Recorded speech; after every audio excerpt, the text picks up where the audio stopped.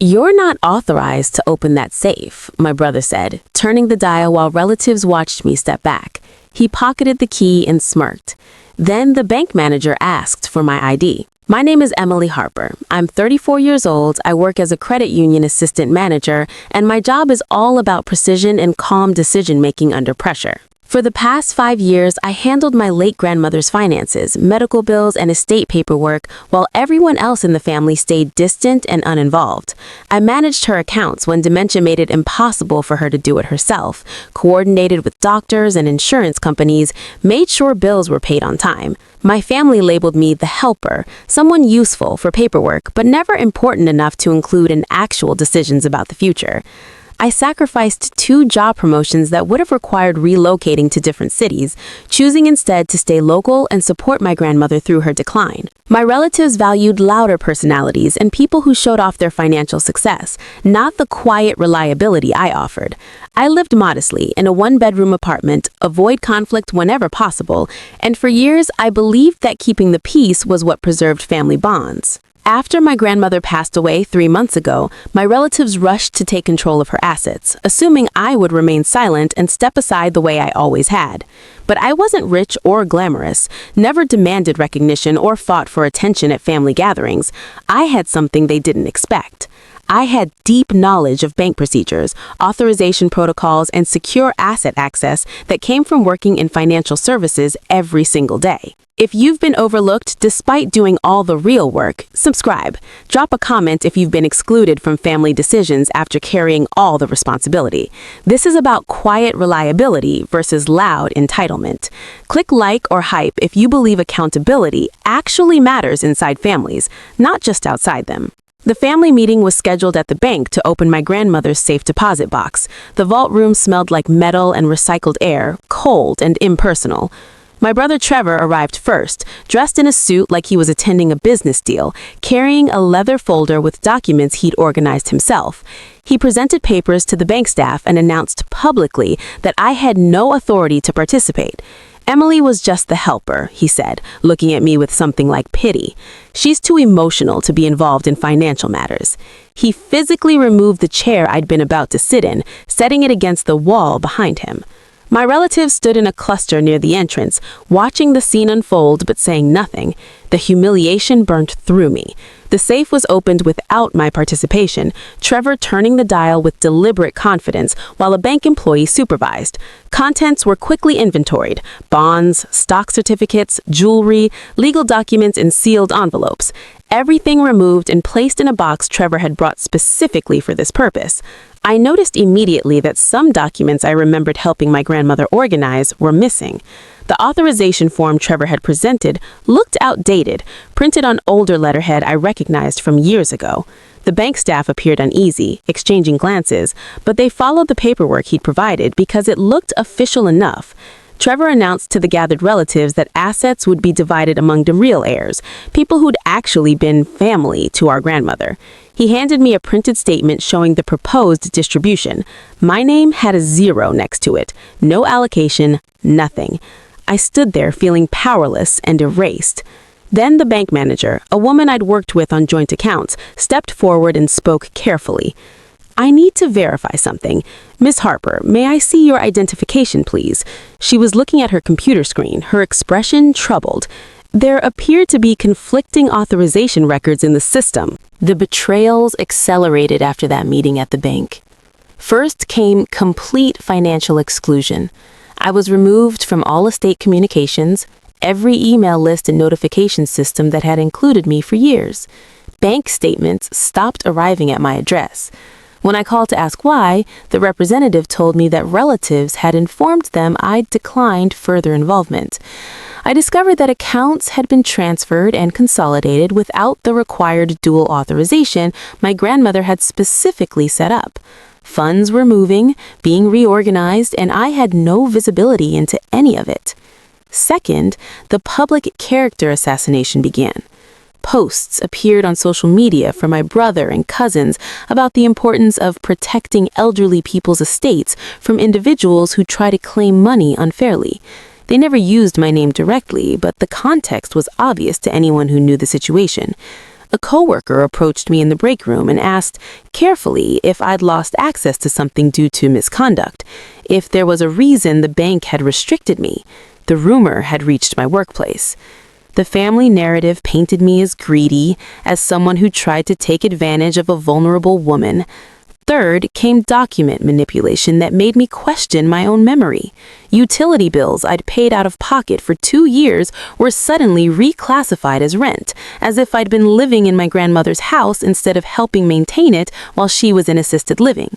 Relatives produced email exchanges that I supposedly sent, messages suggesting I'd agreed to step aside from estate management. I looked at them closely and recognized inconsistencies immediately. Timestamps that didn't align, formatting that didn't match my usual style. But to someone who didn't know me, they looked legitimate. Despite the overwhelming humiliation and the feeling that my entire contribution had been erased, something shifted in me. I stopped trying to defend myself publicly or argue with relatives who'd already decided what they believed. I started documenting everything instead. I collected bank statements from my personal records, pulled audit trails from accounts I'd managed, gathered access logs that showed my authorized activity over 5 years. I built a timeline, I organized evidence, and I chose silence, letting them believe I'd accepted defeat and disappeared. What my family didn't know, what they'd failed to discover despite their confident assumptions, was that I had helped my grandmother set up dual key access to that safe deposit box 4 years ago. It was her idea, not mine. She'd been worried about her memory failing and wanted someone she trusted to have independent access in case of emergency. I held the second key in my possession, stored in my own safe deposit box at a different branch. I also had updated authorization documents that my grandmother and I had filed separately through the bank's compliance department, paperwork that superseded the outdated forms Trevor had used. I had email confirmations from the bank verifying my status as co-trustee with full access rights, messages that couldn't be altered or backdated because they existed on secure bank servers. I'd worked in financial services long enough to understand the importance of audit logs and secure documentation. Every time someone accessed the safe, it was recorded. Every authorization change left a digital trail. I quietly requested a formal compliance review from the bank, submitting my concerns through internal channels I knew would trigger mandatory investigation. I wasn't preparing to argue with my family or make emotional appeals about fairness. I had a plan they never saw coming, a plan built on procedures, protocols, and evidence that existed independent of anyone's narrative or claims. The person who helped me understand the full implications of what was happening was Mr. Dalton, my former compliance supervisor from when I'd worked at a larger bank before joining the credit union. He taught me everything I knew about financial regulations and internal audit procedures. I called him and explained the situation, and he agreed to review the documents I'd collected. We met at a coffee shop that smelled like burnt beans and sugar, sitting at a corner table away from other customers. He examined everything methodically, his reading glasses perched on his nose, making small notes on a legal pad. Finally, he looked up at me. "Emily, these are clear procedural violations.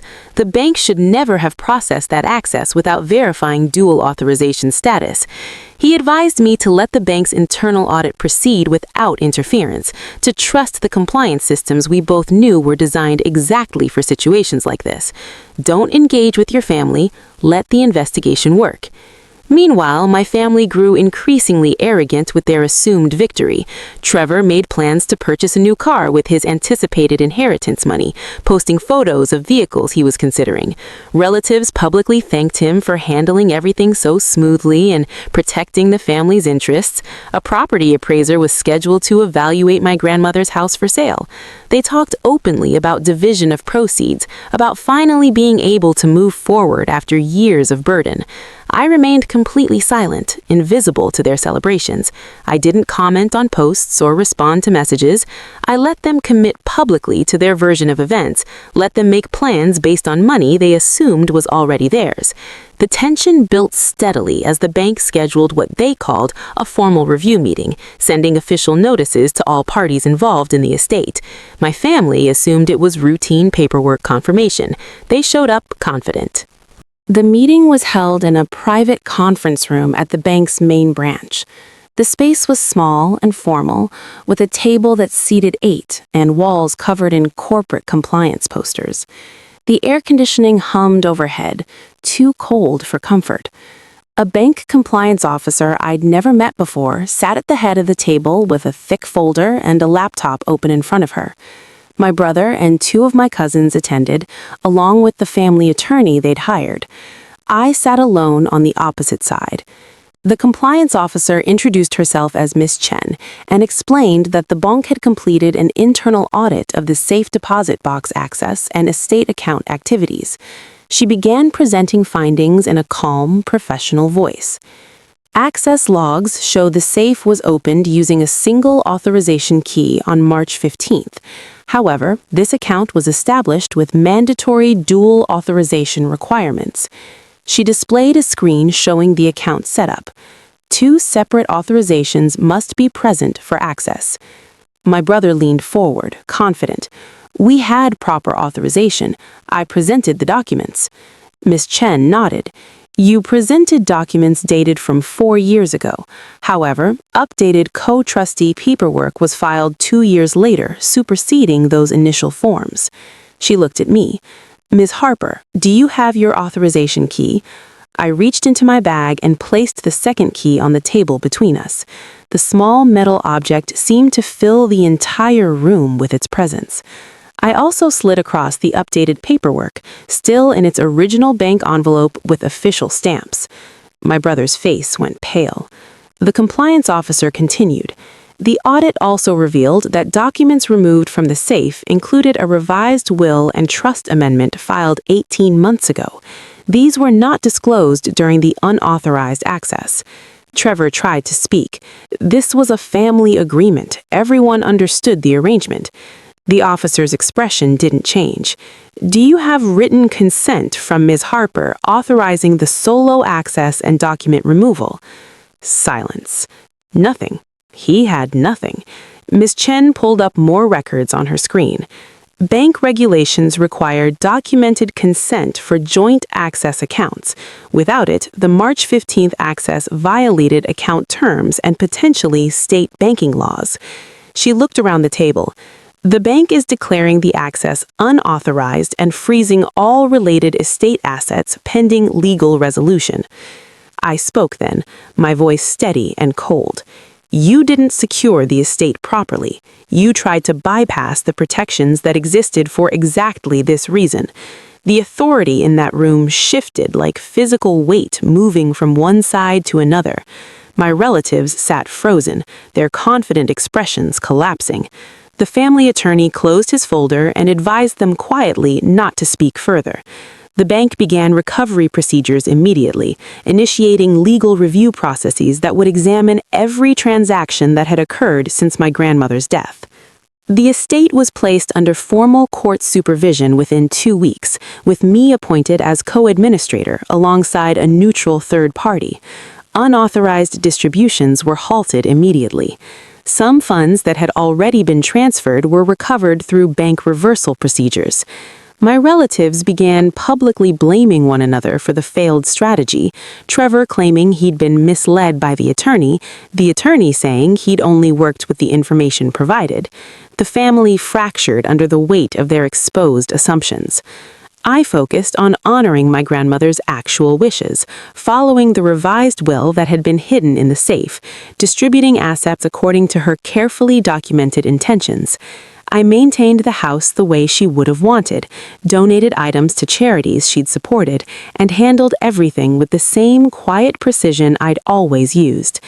I reflected often during those months on the power of preparation and proper documentation, on how systems and procedures protect people when personal integrity fails.